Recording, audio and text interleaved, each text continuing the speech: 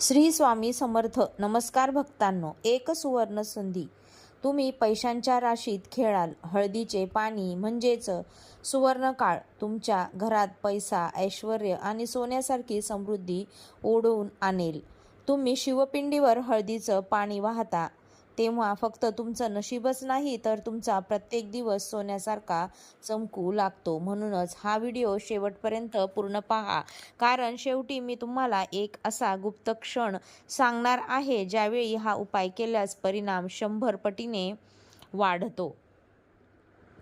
हा उपाय इतका सामर्थ्यवान आहे की प्राचीन काळी फक्त राजे, महाराजे, महंत आणि निवडक ऋषींनाच माहीत होता आणि आज तुम्ही तो जाणून घेणार आहात.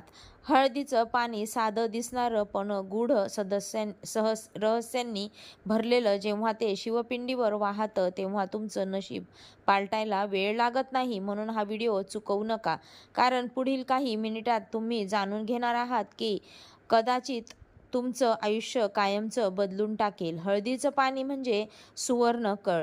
हळदीचं पाणी हरित जल, हरिद्रा जल. हळद हे केवळ मसाला नाही तर शुद्धीकरण, समृद्धी आणि आरोग्याचं प्रतीक. प्राचीन काळामध्ये ग्रंथांमध्ये हळदीला सुवर्णाच्या समक्ष मानलं गेलं आहे, कारण तिचा रंग, तेज आणि ऊर्जा ही लक्ष्मी मातेशी जोडली गेलेली आहे. गरुड पुराण, विष्णू धर्मसूत्र आणि शिवपुराण मध्ये हरिद्राजलाने अभिषेक करण्याचे उल्लेख आहेत. जेव्हा हळदीचं पाणी देवावर वाहतं तेव्हा ते भौतिक संपत्ती आणि आध्यात्मिक शुद्धी दोन्ही देतं. शिवलिंगावर हळदीचं पाणी का व्हायचं?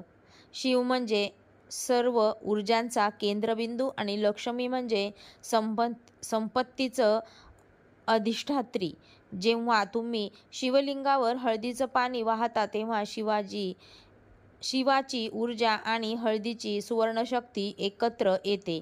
हा सहयोग कुंडलीतील धनयोग मजबूत करतो. शिवलिंग म्हणजे स्थिर ऊर्जा. हळदीच्या कंपनामुळे जी ऊर्जा सकारात्मक वित्तीय प्रवाहात रूपांतर होते. करण्याची पद्धत: पहाटे स्नान करून स्वच्छ पांढरे किंवा पिवळे कपडे घालावेत. तांब्याच्या भांड्यात स्वच्छ पाणी घ्या. त्यात 1 चमचा शुद्ध हळद मिसळा. शिवपिंडावर ओम नमः शिवाय म्हणत हळुवारपणे पाणी वाहा. मनात फक्त एकच इच्छा ठेवा, तीच पूर्ण होते. शेवटी 3 प्रदक्षिणा करून प्रार्थना करा. प्राचीन रहस्य: सुवर्णलक्ष्मी प्रयोग. जुने तंत्रशास्त्र सांगते की गुरुवारच्या पहाटे हळदीचं पाणी वाहून झाल्यावर पिंडीसमोर एक छोटा पिवळा फूल ठेवावा. 11 दिवस हा क्रम पाळल्यास घरात सुवर्ण लक्ष्मी स्थिर होते. हा प्रयोग राजघराण्यांमध्ये वापरला जायचा. हरिद्रा जल म्हणजे काय? हरिद्रा म्हणजे हळद, सुसंस्कृत शब्द. जल म्हणजे पाणी. शिवपुराण मध्ये वर्णन आहे, हरिद्रजलने अभिषेक केलं कुत्वा लक्ष्मी स्थिरा भवते. म्हणजे हळदीच्या पाण्याने अभिषेक केल्यास लक्ष्मी स्थिर होते. पुराणातील हळदीचे उल्लेख: शिवपुराण: देवी पार्वतीने भगवान शंकराला सुवर्ण संपत्ती आणि संततीसाठी हळदीच्या पाण्याचा अभिषेक केला. स्कंद पुराणात कार्तिकेयला युद्धात विजय मिळावा म्हणून देवमातेने हरिद्रजलाने त्याचे शस्त्र शुद्ध केले. गरुड पुराणात हळद ही पापनाशक व सुवर्णप्रद मानली आहे, जी घरातील दारिद्र्य दूर करते. देवी भागवत पुराण: लक्ष्मी पूजते हळदीला सुवर्णाचे रूप मानून ती देवतांना अर्पण करण्याचा आदेश आहे. अभिषेक म्हणजे काय? अभिषेक: देवतेवर पवित्र द्रव अर्पण करणे. षोडशोपचार पूजा मध्ये अभिषेकाला महत्त्वाचं स्थान पाण्याचे, दुधाचे, मधाचे, पंचामृताचे आणि हळदीच्या पाण्याचे अभिषेक यामध्ये हरिद्राजल अभिषेक हा धन आणि समृद्धीसाठी सर्वोत्तम मानला जातो. हरिद्राजल अभिषेकाचं महत्त्व: धनप्राप्ती, लक्ष्मी स्थिर राहते, कुंडलीतील ग्रहदोष शांती, विशेषतः गुरु आणि शुक्रदोष, शत्रुनाश. तंत्रशास्त्रानुसार हळद ही शत्रुनाशिनी आहे. घरातील वाद टाळणे. हळदीच्या पाण्याचे कंपन सौम्य व सकारात्मक असतात. या संबंधात एक पौराणिक कथा सांगितली जाते.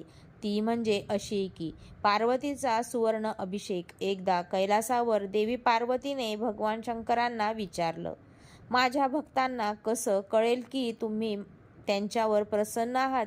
शंकर म्हणाले, जे भक्त मला हरिद्र जलाने अभिषेक करतील त्यांच्या जीवनात सोन्यासारखी समृद्धी येईल. तेव्हापासून हा अभिषेक सुवर्ण अभिषेक म्हणून ओळखला जातो. प्राचीन काळातील गुप्त उपाय.